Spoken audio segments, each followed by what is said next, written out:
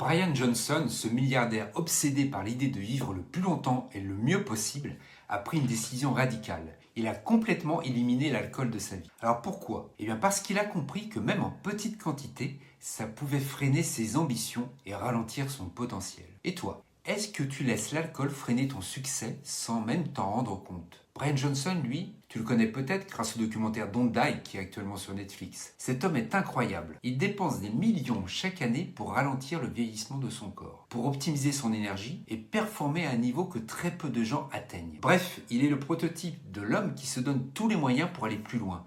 Plus vite, plus fort. Mais ce qui est fascinant, ce n'est pas juste sa fortune ou ses machines ultra technologiques. Non, c'est sa philosophie. Il n'y a pas de place pour ce qui freine son évolution, et même si c'est socialement acceptable. Et dans cette logique, l'alcool est tout en haut de la liste des choses à éliminer. Et il n'a pas tort. On ne parle pas ici de boire un verre ou deux et de finir par terre, non, non. Ce qu'il a compris, c'est que la science confirme. C'est que même une petite consommation peut avoir un impact insidieux. Par exemple, ton sommeil est perturbé. Et même si tu dors 8 heures, ton cerveau ne récupère pas pleinement. Ton énergie chute aussi.